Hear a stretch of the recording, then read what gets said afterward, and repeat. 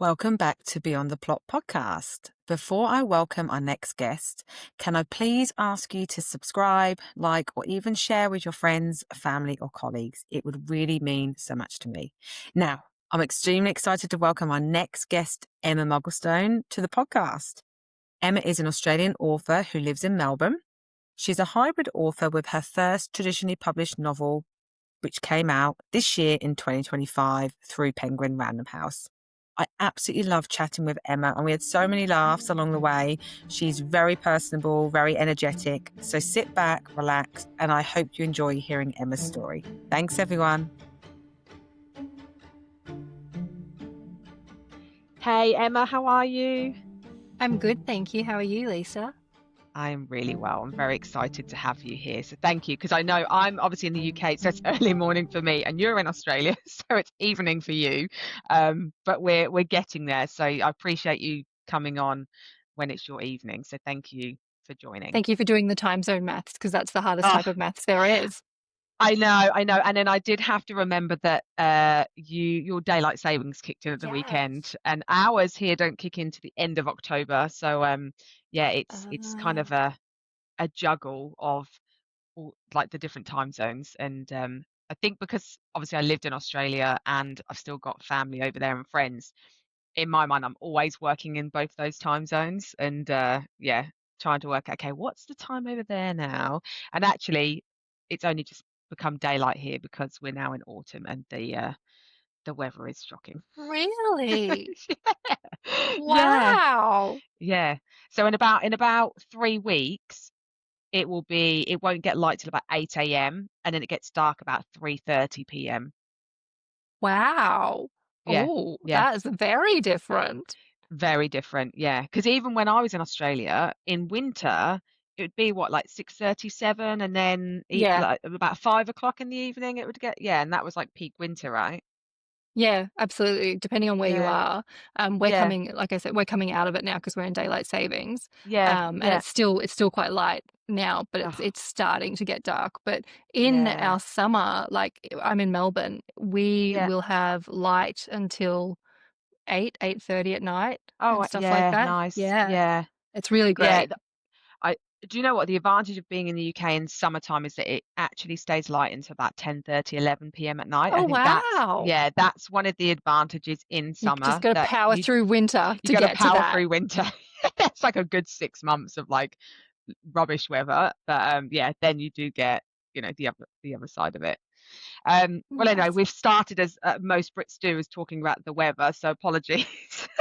But thank you so much for coming on. Do you want to just give a little intro for the audience that maybe haven't come across you yet? Because I've known you for a number of years. I've followed you for a number of years. I love your story. So yeah, do you want to just introduce yourself let everyone get to know you? Absolutely. Like you said, my name is Emma Mugglestone. I am a hybrid romance author now, which means that I have a traditionally published book and I also independently publish a series of small town Australian romances. All my books are romances because they're my favorites and I just can't write anything else, I don't think, and I don't want to write anything else. And I'm a big fan of running, eating carbs, and avoiding housework by reading. That's me in a nutshell. Oh, I love that. I I probably agree with most of those. I'm trying to get more into running. It's one of those love-hate things with me. Like Yeah, it after takes a I've done it, while. yeah, it does. And I think after I've done it, I feel really good about myself, and I think, oh, I love running. But then when I'm doing it, I'm like, this is painful. This is painful. Yeah, Love the carbs, and yes, I try and avoid housework by doing anything else apart from that. absolutely. So I feel you on all of those. Y- Um, I Yeah, so I really want to know where your kind of writing started, because where you are now, you've come such a long way, and I always like to go back to the start of, when did you first start writing, and when did you think, this is what I want to do as a career? I think I mean, I have these very distinct memories of being in year 12 and trying to decide what I wanted to do at uni and stuff like that. And I really, really enjoyed English. I always had a sort of like a bent towards the creative side. but I also quite enjoyed business studies, and I just Hmm. thought that a business degree would probably be a much sort of safer option, and that's what I opted to do. I have a bachelor of business with a double major of marketing and advertising, and it's so dusty now because I don't use it at all. And I sort of like in the back of my mind, I always had this idea of, oh, it'd be really nice to write, but it just seemed like almost a kind of selfish choice, almost, I guess, which Yeah. is silly because it's not at all. So I did spend a lot of time in business roles in advertising, recruitment, and administration until when my kids were younger, and my youngest was finally going to sessional kindergarten. So Hmm. they'd be at kinder for 15 hours a week or something like that. I sort of thought, I've got a little bit of time now. Now's the time to see if I can really enjoy writing seriously and if I Yeah. can turn it into something. And I started doing courses through the Australian Writers Centre.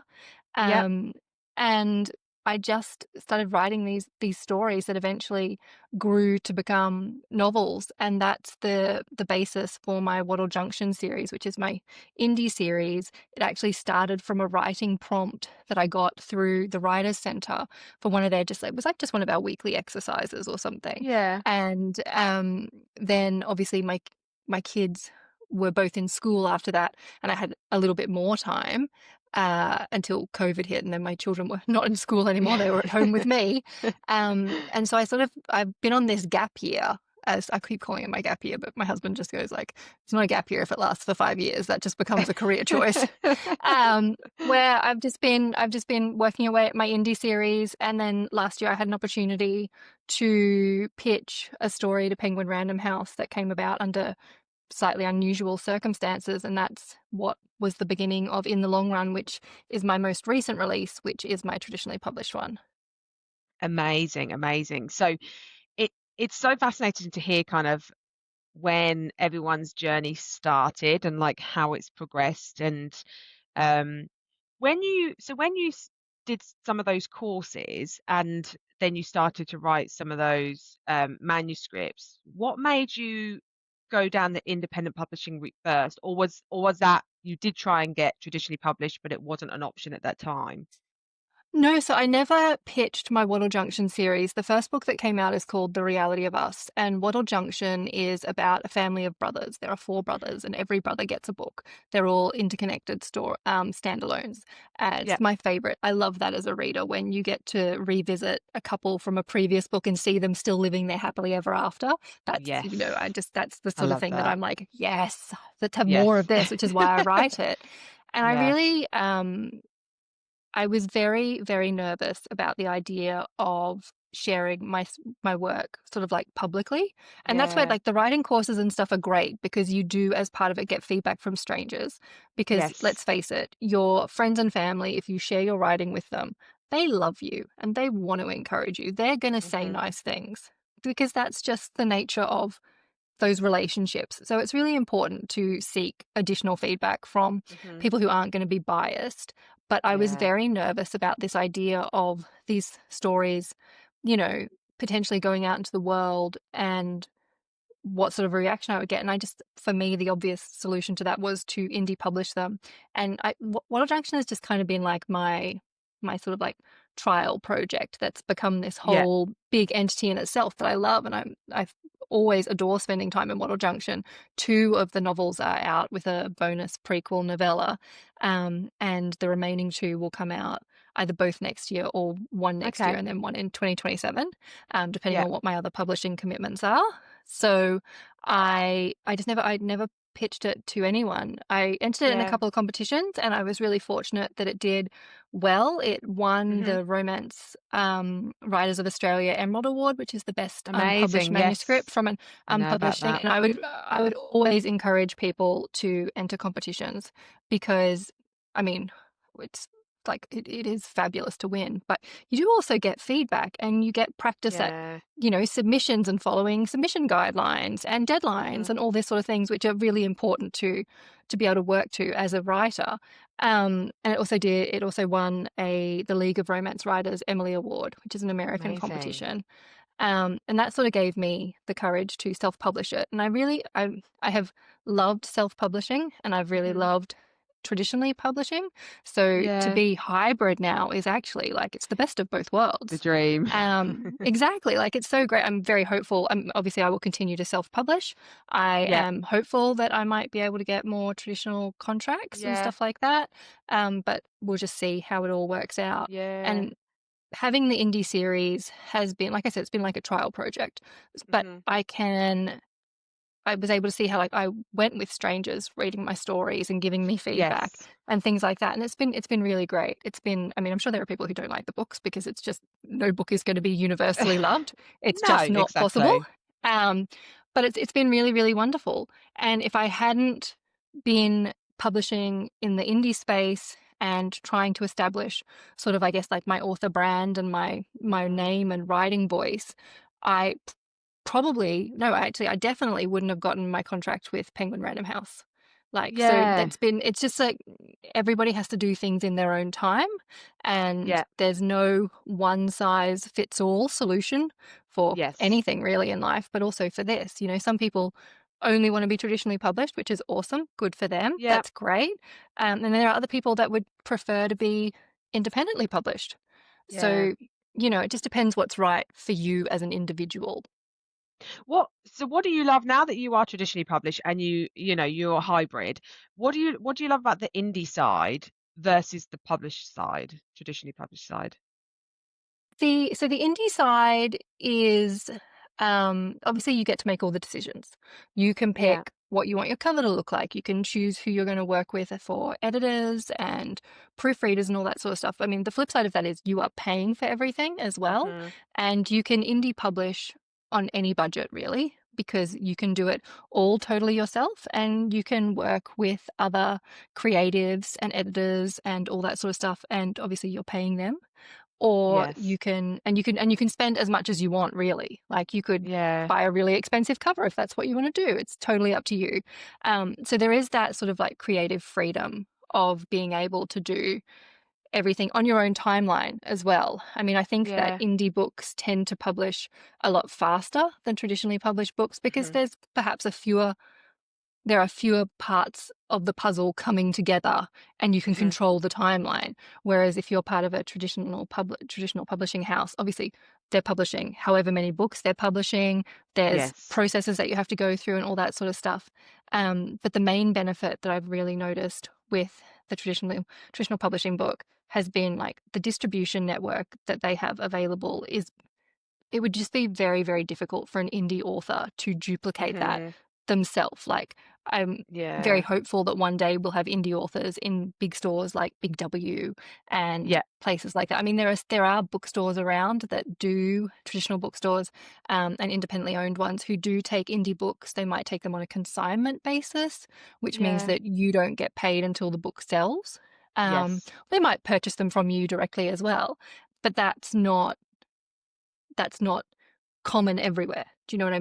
mean? So to be able to have Long Run come out and it's just in so many stores that I would not be able to get my World Junction books into, Yeah. like that's a huge benefit. And it's also been working with Penguin Random House has been just the most rewarding, fabulous experience. So Yeah. there's so many benefits to both.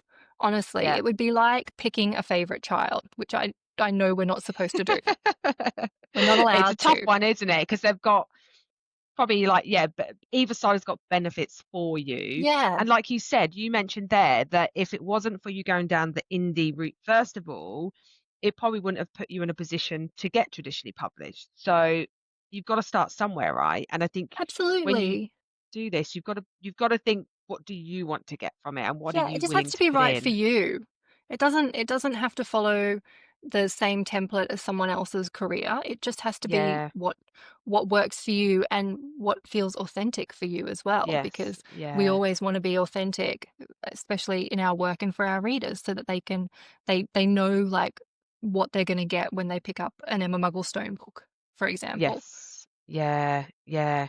So how's it been since you have been traditionally published? Is it a bit of a whirlwind? Like, I mean, you've got events coming up and, a lot of media, etc. So yeah, what's it been like for you? It's been really busy, but in the very best kind of way. Yeah. I'm definitely doing a lot more promotion than I was doing Yeah. before, which is wonderful because obviously I want to make as much noise about in the long run as I can, Yes. because I want it to sell well. I want it to do well. I really love it as a story and as a book, and I Hmm. would love for as many readers as possible to find out about it and hopefully enjoy it. But it's still a bit surreal to see it in bookstores. I remember the day it came out, my whole family got the flu. That's how we celebrated publication week, by being very sick, because that's just what life with children is like. Yep. Um, but we went to Big W and it was so surreal to see it sitting on the shelves. And it just really felt like one of my friends had snuck into my local Big W with a couple of my books. Oh. Like they were like, oh, this Emma will get a laugh out of this. Like this will be good. Emma will enjoy this. And I had always had on my author bucket list, I don't know what's on yours, but I always wanted to have a book in an airport. I just really liked Yes. the idea of people are going on these adventures and these holidays, and Yeah. they take your story with them and it goes on its own adventure. So that Yes. was Yeah. always on my bucket list of one day I would really like to get a book in airport bookstores. Yeah. And that I'm so lucky that in the long run is it's there at the moment still in a fair Oh, few around it's Australia. amazing. And what was so fortunate is that the Romance Writers of Australia, which is a writing organisation, which is Yeah. fabulous to be a part of, they have an annual conference in August every year. And my Yeah. book came out on the 12th of August. And then the following week, we had our annual conference. So I just had so many friends who were in Oh, airports sending me pictures of my book at the airport. It was such I love lovely that. timing. And it was just Yes. like the most wonderful thing to see this little like Yeah. dream sitting in an airport when I would never have Yeah. expected that it would have happened at this stage. It's like a pinch me moment, right? You're like, this is something Yeah, that I've put in the universe for years and it's finally happened. And like, what perfect exactly. timing that it got released a week later, the conference happened. It's like, Yeah. yeah, just meant to be moment. Yeah, it's so fun. I mean nobody goes to the airport just to walk around the airport, but No. I would consider do it because it's so painful being at the airport. But I would consider doing it just to see the book. Yeah, yeah. Do you know what you should do? I don't know if you've done this, but I saw a clip the other day where an author went into a bookstore and was asking for a recommendation of like the genre of her book, Ooh. and then they actually referenced it. They were like, "Oh, we've got this new book out," and then she like secretly signed it and then put it back. You should give Aw. that a go when But you next go to a what if bookstore. they don't recommend your book? That's I my fear. Like, what if you walk around, they're like, oh, there's a great new Ali Hazelwood. There's a great, like, have you heard of this person? There's this. Maybe. You'd be Maybe like I'll say, shock my value. sister keeps Yeah, going in and asking people. I might send my sister in and say, you ask you them, you should. ask them. Yeah, yeah. And then if they don't, she should be like, well, actually, have you heard of this author? Yeah. It's been all over, social media. I've heard she's amazing. Like, definitely start promoting it. Yeah. And it would This be is an an interesting untapped one. market, clearly. Yeah, yeah, yeah, exactly. So do you feel more pressure now then, now that this book has been traditionally published? Um, like moving forward, you said that you wouldn't stop independently publishing as well. But is your goal to still do both? Like Yeah, to, absolutely. I yeah, mean, I think because my Wattle Junction series, like I said, we're halfway through it. There's two more novels to come. yes, The third book, which is Teddy's book, yeah, should be out hopefully April-ish next year. I'm working yeah, towards. And I mean, there's been no interest in anybody traditionally publishing Wattle Junction anyway. But I think because the series is already out, that yeah. it It's would a bit be too harder hard for them. Yeah, in that regard. So I'm just I really want to finish the series. In my book, in the long run, which is the traditional one, there are two side characters. Their hmm. names are Yeti and Celeste. Yeti is an army nickname. No parent is naming their child Yeti, I promise. Um, it's sort of set up in their book that if I was lucky enough to be given the opportunity to write another one, it would be their Yeah, story. So, that's brilliant. you know, I'll see what happens. And Yeah. I'm not sure how you find it, if you have lots of ideas for stories all the time, or if and like Mm, you've got too many, you couldn't possibly ever write them all. yeah. Is that the case for you? Yeah, it is actually. I find that I if I've got my phone on me, all of a sudden I'll just think of an idea and I have to write it down, and I do that all the time. And sometimes Wow. it just overcrowds my brain that I then Yep. don't ever put it down. Like I never write it down fully to start that Yep. story because I then just get a little bit kind of which direction am I going in? So yeah, for Yeah. me, I think for me, I am a bit like that in everyday life as well. I have about 1,000 things going on in my mind, and I'm like, oh, I should be doing this, and maybe I'll do this, and I should do this, and I'm like, no, Lisa, calm down, just Yeah. like think about what you want to do. But are you the other way then? Yeah, I don't I seem to have like a few ideas at a time and they percolate away in the background sort of things, but I Yeah, don't have um miles and miles of ideas nonstop. But yeah, I've got ideas for another story that I would really like to write. So that's what I will write okay, once Wattle Junction is settled. yes, Because I've had lots of people ask me when Teddy and Rafferty's books will come out. yeah, And then I'll work on this other series and I'll pitch it. And if there's yeah, interest in it, then that would be great. If not, I would self-publish it. So, yeah, like yeah. it's kind of, you've got the best of You've both got the worlds there. yeah, So you've got the we'll option. see. Yeah. Yeah. Yeah, and it's good because you've probably got a following, right, that you've had for many, many years, and then now that you're traditionally published, you've probably got some new followers that have Yeah. seen you through being in those bookstores and globally. Um, so it's really nice that you get. I think it's nice that you get that option to do both. That Yeah, you I can. I Yeah, really agree. It gives you just have lots of options, which is yeah. wonderful because the more options you have, the better, let's face it. Yeah. Was it quite easy? Because some of the audience that listen to this are only indie published, right? And some of them are Yep. still thinking about they wanna go traditional for their own reasons. But was it Yeah. like what was the process for you? Was it quite straightforward? Was it lengthy? What did it look like for you? What actually happened was, like I said, I've been indie publishing Wattle Junction. The first book came out in December 2023, Yeah. and then the second book came out in May last year, May 24, I think. Hmm. And I got a message through Facebook from Rachel Johns, who is, Yep. and I said, yeah, everyone knows Rachel Johns She's is great. a Yeah. I've read a lot hugely of her successful books. Australian. Yeah. She's just the best. She's just the best. She She's is. so lovely as well. This powerhouse romance and women's fiction author in Yeah. Australia. And I got I know Rachel through the Romance Writers of Australia. Hmm. And I got this message from her that just said, I've just dropped you in it at Penguin Random House, lols. And this was in February last year through Facebook. And I was like, Rachel, I don't understand what you're saying to me. And I think you maybe have sent this to the wrong person. What is going on? And she wrote back and she said they've had an idea for a romance. And they're looking for someone to write it, maybe an indie author who could write it reasonably quickly. You might hear something from them, you might not hear something, it'll be whatever it is. Yeah. So I thanked her profusely. And then I didn't hear anything for a couple of months. I think I spoke Yeah. to Chris, who became my publisher. I think we spoke in like late April, early May. And she just emailed me through my website and said, would you be open to having a meeting to discuss a potential project? And I was like, let me think about that. Would I be available? Yes, I think I would be. So we met the next day, and they had noticed that run clubs, in the long run is about a run club, were Yeah. trending on social media.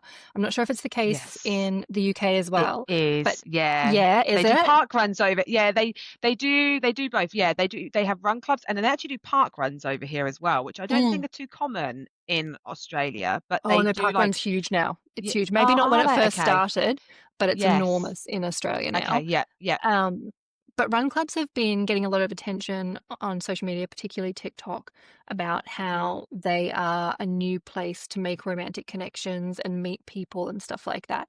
And, Penguin Random House had noticed and thought this would make a really good romance, but obviously we would Yes. need someone to write it. And that was what Rachel had suggested me. So Yeah. I had this meeting with Chris, who is now my publisher. She's also very lovely, about what the expectations would be, which were basically just that it would involve a run club. Penguin just wanted it Yeah. to have a run club in it and to be a romance. So all Yeah. the characters and the setting and the actual run club, that's like I came up with all that. Yeah. And the other expectations were like it would be dual point of view. It would be a little bit Yeah. spicy. It would be set in Australia. because we would be Yeah. targeting the Australian audience. So I went away and I came up with a story concept. I wrote some sample chapters and a synopsis, and I pitched Yeah. them to Chris, and Yeah. she really liked them and said, I'm going to take this to acquisitions and we'll see what happens. Be Mhm. aware that because the manuscript is not complete, it was very, very incomplete. It was only a couple of chapters. The feedback might come back a thanks, but no thanks anyway. Yeah. Or it might come back as we like it, but we're going to need to see the first 100 pages. We want to see the whole Yeah. thing. We need more before we can make a decision. So Yes. I had decided that that was going to be best case scenario. They would ask for more, and Yeah. that was what I would hope for as the perfect outcome for this. And Chris had warned me that it would take 2 weeks because there's multiple Mhm. meetings as part of the acquisitions process, and to not expect to hear from her until it had been 2 weeks. Yeah. Which I understood, but I did stare at my emails every day just in case. Refresh, refresh, Just in refresh. case. Was there anything there? I'll just check. I'll just check. And then 2 weeks and one day later, because obviously I was counting, I just Yes. got an email in the afternoon from Chris saying, everyone thought it was great. We're going to buy the whole book. Let's talk about Amazing. let's talk about deadlines. And I was like, but the book doesn't exist. The book is not finished. Do you guys know that? And that's how In the Long Run started. It's so That oh, bonkers. it's it it's amazing, isn't it? How all these different points in your life got you to this point. So, like, if you hadn't done your indie piece, if you weren't part of Yeah, RWA, if you exactly. haven't met Rachel Johns, she Yeah. wouldn't have mentioned you in If I didn't post on passing. Instagram that I was a Yeah, runner, then, because that yeah, was Rachel was like, "Well, it's about running. I know Emma, she runs." yeah. You know, See? like it's just that's why I really think it's important to do things in your own time, under your own steam, the way Yeah, that works for you, because you never yeah, know what opportunities are going to be around the corner. And yeah, yeah, you can never predict everything. Obviously, yeah, we're all working hard and hustling and doing our best to generate opportunities for ourselves, which is very, very yeah, important as well. But you external opportunities will always come when you least expect it as well. Like if you had yeah. said to me at the start of last year, you're going to sign a book contract with Penguin Random House in about 6 months, I would have been like, go home, Lisa. No, no, come on now. Because I wasn't pitching or anything, and you're going to Yeah, write a whole new story, come up with like it didn't yeah, exist at all. I had to create everything quite quickly, which I enjoyed yeah. doing. Like I would never have believed you. Never. That you've got to be very creative to do that because to for someone to come and give you a brief and be like, right, I want you to see what story you can write. It must be kind of a lot of pressure doing It that as is. well. It definitely is. But I mean, I cheated. I chose for the characters. I didn't cheat in a legal way, I should say that. I chose for the character, like Knox, who's the main character. He is a Yep. soldier. My Yes. husband was in the army for a long time, so that Yeah. like the You can. character voice of an army soldier, I had a lot of Yeah. experience with through my husband's service Yeah. and stuff like that. And I did a lot of research. But also with the pressure, it was kind of that thing of like it had to get done, so it got done. Yes. Do you know what? It's Like there about was no time to deadline. muck around and sort of be like, oh, what am I going to do Yeah. with this? I don't know. I had to really focus on this is when it has to be done by, and I will say my Yeah. family deserves enormous gratitude because there was just an understanding that every weekend I Yeah. would be at my local library writing. In the night at nighttime, once Yes. the kids had gone to bed, I would be writing. Yeah. I Yeah. it's I think I say something in the acknowledgements like it's my name on the cover, but it was a team Yeah. effort from everyone to sort of, my family went away for a few days and I didn't go. I stayed home so I could have a couple of days to Yeah. write. My mum came down during the school holidays to help look after my Yeah. kids so that I could really focus on what had to get Yeah. done. That's So nice. it was a massive team effort. It just wasn't me, definitely. And I'm fortunate that Chris, my publisher, was really open to lots of questions and communications. And at one point, I wanted to Yeah. change the ending slightly. And I was worried that if I Mhm. changed it, but it wasn't what I had pitched, maybe they wouldn't like Yeah. it anymore. And because this was my first traditional contract, I didn't realize that, like, you sign the contract and then the next stage is your manuscript has to be accepted. So Yeah. they Okay. can still say, like, actually, no No. thanks, this isn't what we were expecting. that's going to be the end of that. And I was very nervous because the manuscript wasn't finished. It's not like when you pitch a full manuscript, well, they already know Yes. the character arc trajectory. And I mean, of course, that's in Yeah. the synopsis to a certain extent. And I had done Yeah. character profiles, settings, Mhm. locations. I'd come up with this master document of this is the world of In the Long Run, so they could see that I had a Yeah. solid understanding of where we were starting, where we were going, and how we were going to get there. Yeah. And I think that did help. But Chris was really open to, I said to her, I want to change the ending a little bit. Would that matter? And she was like, that's fine. Don't stress. So that was really good to Yeah. be able to have someone who was very communicative with me and also Chris Yeah, knew that that's obviously good. this was my first contract. Exactly. She knew exactly how much of the manuscript existed, and the deadlines and stuff like that. So it was a lot of pressure, but the pressure Yeah. kind of helped. But I did also wake up at 4 a.m. a lot of time going, Oh, what, maybe I should do this with it. Maybe I should. Oh, and my husband would be like, just go back to sleep. It's 4 a.m. yeah. Start overthinking about it too Yeah, much. yeah, definitely. Yeah. And then so they got the man, they accepted it obviously. And Yes. then Spoiler alert. how long did it take? Yes, spoiler alert. How long did it take then from them accepting it to it actually being released? Is it quite a lengthy Um, process? Yeah, so I think mine was done on quite an accelerated process in that Yeah. I submitted the manuscript in late October. Mhm. And then Chris did a developmental edit on it for me. I then Mhm. resubmitted that, I think in early January. I resubmitted that. Then it went for copy and line edits. Yeah. Um, and then there was proofing as well, proof pages and stuff Yeah. like that.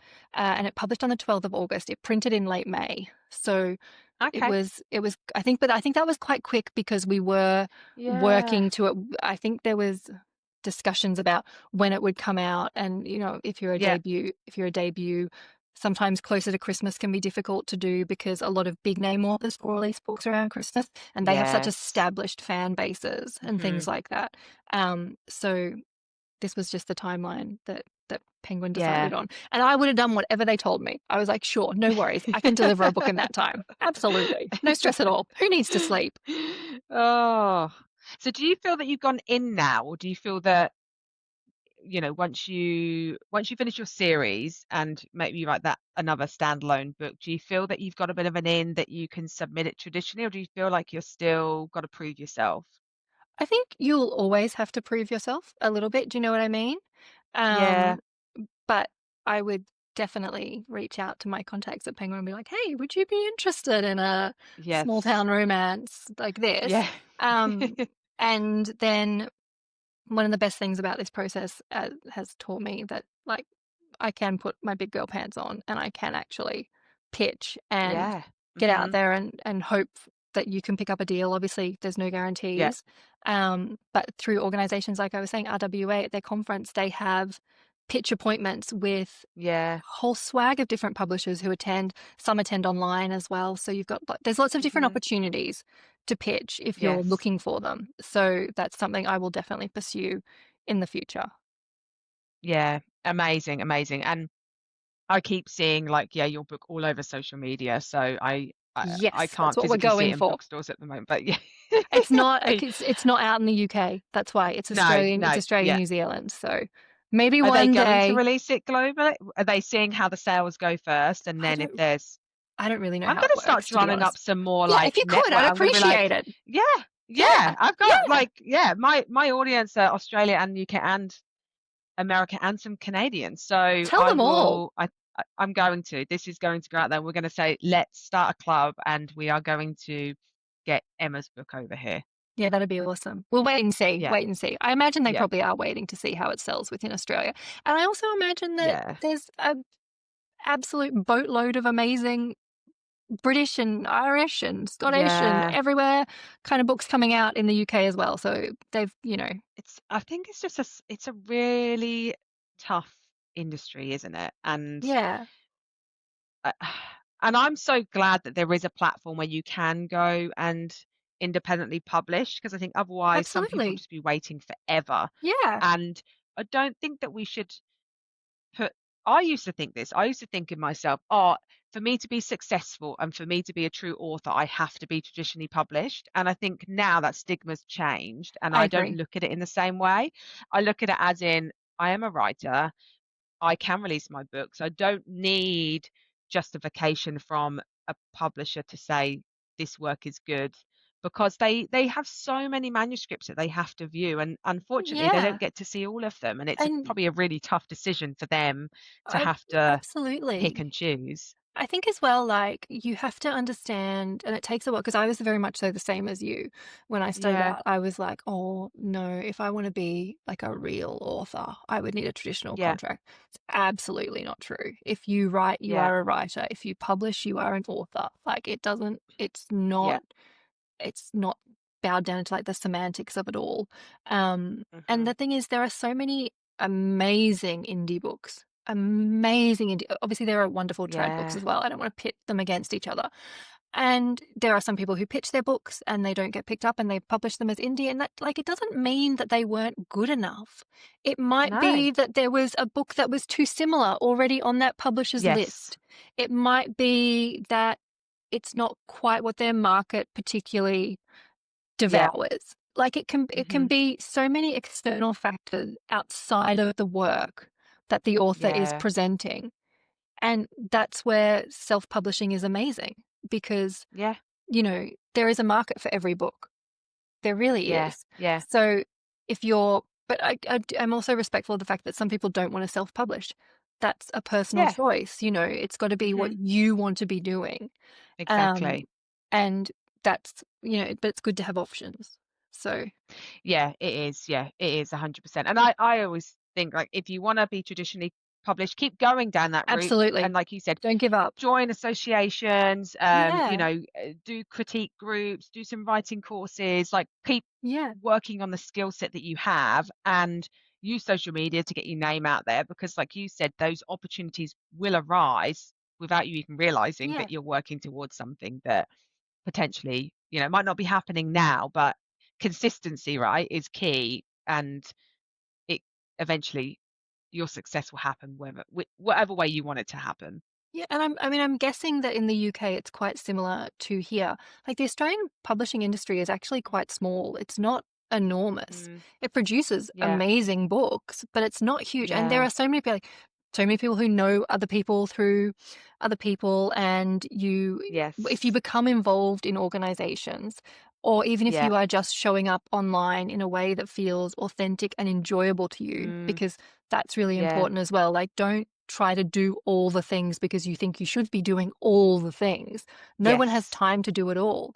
Do the things no, that resonate with you and that you enjoy and hmm, that you're happy to do, because I do think you can always tell when people are kind of like doing stuff in a tick box way. I'll just do this because I feel like I have to. yeah, hmm, Um, but from a social media perspective, I focus much more heavily on Instagram because I enjoy Instagram. yes, I don't, same, occasionally I sit down and I'm like, oh, I should think of something to post.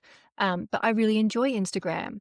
So that's where yeah, I'm most active. That's where I've made the most connections and I get good yeah, engagement um, with other writers and with readers and stuff like that. It's just about figuring out what works for you. yeah. That's true actually, because I think otherwise, if you like, for instance, you like Instagram, I'm the same. I find I'm on Instagram probably the most out of all the Yeah. social platforms that there are. And so I don't see it as like a task because I'm on It's not there very and worky. Like, I'm I don't feel like it's it's not, no, it's quite fun and yeah. engaging and you can see what other people are up to. You can be nosy in people's lives. Um, but then some of the other ones, like I've joined TikTok and I find that really hard because I'm not naturally on TikTok, but I thought for this podcast, I'll put it out there. But I find it really difficult because I don't naturally go on there. So then I'm like, how do I like, okay, I'm just going to put the same post up, but it doesn't attract the same Yeah, they're very people different. They're and very it's different. very different. I think as well you have to think about what your boundaries are and what you like to do. Yeah, I yeah, am on TikTok kind of sporadically. I sort of every so often I fall yeah, off TikTok for a little while because I get busy. Whereas I always make time for Instagram because I enjoy it yes. and I'm happy to do it. Um, but with with both, I mean, I don't show my face a huge amount. If I'm on TikTok, Mhm. I do these videos where I hold the book sort of like pages out and then I turn it so you can see the Yes. cover and I put a little hooky, hopefully a hooky line on it. Yeah. That's my comfort level on TikTok. I know other people love to talk to camera and they do such great jobs. I wish I could be like them, Yeah. Yeah. but that's not, I don't feel very comfortable with that, and I think you can tell if I try to do it, Yeah. it doesn't work as well. Yeah. So it's about figuring out what your boundaries are, and that can also mean thinking Exactly. about what you share about yourself, you know? Yeah. I Yeah. have kids, but I don't ever use my children's names, I don't ever use their photos, I don't, um, I don't talk about them a lot, like, you can tell that I have children, Mm. but that's not Yeah. part of my author brand, and Yes. for other people, it's different, and that's wonderful. Like, that's so great because it just has to Yeah. be what works for you, and you Exactly. have to stop and think about that sort of Yeah. before you start almost to get an idea of You where do. you would like to be. But Yeah. it's just things like that to take into consideration when you're planning Yeah. all of this, I guess. Yeah. Yeah. It is true. It's a lot, and I think whether you're starting out or whether you're more established, yeah, just working what works for you, especially if you're doing other things. Like if writing isn't a full-time job for you at the Absolutely. moment, you've then got to balance like children or family or Yeah. work. And I think if you start overloading and it's not a natural thing that you use or that you do, it can be quite difficult to maintain it. And then that's when you drop the ball. And then it's Yeah. kind of like, oh, it's too much, and almost you completely take a step back. And Yeah. then it's almost like you've got to restart it again. So I think just starting off slowly, Totally. using Totally things that are agree. familiar to you that are already in your everyday. And that probably brings me because you mentioned about that when you got this book, obviously you're in a run club, so it's like a perfect fit for you. And then your husband was in the army, so you used him as inspiration. So where else do you get your inspiration from to write your books? From everywhere really. Sometimes from, you know, you see certain shows or certain books and you see different ideas of different things. I really like to think about how different people can interact together from like a Hmm. characterization point. I Yeah. saw somewhere, and I can't remember who said it, but this other author was talking about how like a romance is really your two main characters kind of developing their Hmm. own special language where they understand each Yeah. other in a way that other characters can't understand them. And Yeah. when you sort of use that as a motivator for how people would react to certain situations, because I would like to think that my stories are always quite character driven. Like I Yeah. was saying, I do a lot of work on my characters. I think about what would make them uncomfortable. And like, it doesn't have to be a bad thing that makes them uncomfortable. Sometimes too much good stuff is worrying for certain characters and things like that. Yes. And you can just get inspiration from everywhere. I mean, in the long run, I watched a bunch of TikToks to see what was going on. And I noticed that the most fun ones that seemed to have like this really bouncy, energetic, very social vibe, they would all Hmm. go somewhere after their runs. And Yes. I mean, cake would improve any story anyway, Yeah. naturally. But I thought, let's have like a bakery or a Yeah. patisserie that we can involve in the story somehow. And Yeah. that's where Alaziz, which is the patisserie that's in the book, came from. And I was like, but let's make it in financial trouble. And let's give one Yeah. of the characters a very emotional reaction to it. It's Knox, who's our main character, his godfather. Yeah. And he went to live with his godfather when he was quite young. It's his business. So, you know, he's going to be very emotionally invested in saving this business, which gives you Hmm. a lot of tension and also Yeah. motivation for that character, Yeah. you know? So that's just like I find that because, like I said, I don't plot so much, but if you Yeah. know your characters well, things just start Hmm. to weave together. You know, Yeah. you can bring and you can learn how you can use your secondary characters, your other main characters to show things about the characters that are around them by Yeah. the actions that you give them and stuff like that. Yeah. Yeah, I love that. I think that's great advice. And yeah, you'll have some people who are majorly into plots, other people Yeah, which who is focus on amazing. characters. And yeah, I think everyone's very different how they approach Yeah. things. And again, there's no right or wrong way, right? It's just do what works for There's you really and not. yeah, put it down. And if it makes sense, then, you know, people want to read it. Yeah, totally. It's the way to go. It just Yeah. has to be whatever. And like, if I was to sit down and try and plot a book, I could do it, Yeah. but I wouldn't enjoy it. And I guarantee that the book I write would look nothing like Yeah. the plot I've plotted because I would just be spinning Yeah. my wheels. So it would be a tick box activity for me. Whereas I have Yeah. so many writing friends who plot sometimes down to the scene, and this is where the scene begins and this is where the scene will end. This is what the characters are going to do. Yeah. They know absolutely everything about their book before they start, which Yeah. I actually think is just astonishingly clever. My brain just doesn't work that way though. And I've learnt to embrace the chaos that is how my stories come Yeah. to the page. You're Because not one of those ones that put all the stickers on the walls I've then mapping tried out every that. scene. I've tried that, but I just wrote stuff down so I could be like, well done, Emma, you filled out your stickers. Tick. And then the book didn't even have the main plot line in it. You know, it just has to be what works. I mean, I do always have an idea of, I mean, obviously it's a romance, they're going to end up together. But I do Yeah. have an idea of certain beats throughout, like we're about halfway through the story. I'd like us to have gotten to this point. For in the long run, I Mhm. knew that they were going to go to a running event that was going to be not in Melbourne where the story is set. They do Yeah. a fictional run in Bright and Pawnpurra, which is part of the Victorian Mhm. Alpine region. It's about 3 to 4 hours from Melbourne. I knew that when I took the characters there, I was going to stuff up their accommodation so that they had a room with only one bed in it. Like, so I do know Yeah. things that are coming, but I don't Yes. have an detailed outline, definitely. Yes. Yeah. Yeah. I love that. I love that story. So I would love to know if you could co-write a book with anyone, who would you do it with? Have you ever thought about that? I have. I think it would be fun to do it with a friend. Obviously, someone that you Yeah. trust a lot and that you feel like your writing styles would complement each other. Because I'm Yeah. not sure how you would do it if you were writing multiple point of views, maybe one of you would take one character and the other would take the other. But I went to a workshop presentation by Christina Lauren a couple of years ago. Yeah. Um, Mhm. they write just the most beautiful romance. I've never met a Christina Lauren romance I did not love. And they were talking about how Yeah. they co-write together, and they both just write, and then they constantly weaving things through. So at the end of the book, like their words have been in both of their words are in every sentence. So and that's it does feel very Yes. seamless when you read one of their stories. It's not like you're Yeah. like, oh, I bet Christina wrote this bit, or I think this sounds like Lauren. It just sounds like Christina Lauren, and that's what I would like to do. Yeah. So I think it would be important to do it with a friend, someone that, like I said, Yes. someone that you Yeah. really trust, and also that you could be have open conversations with and say, I don't think this is working because of X, Y, Z, Yeah. knowing that they might come 100%. back to you and say, well, I actually think it is. But if you have that friendship and that trust already established, then you can both go, Yeah.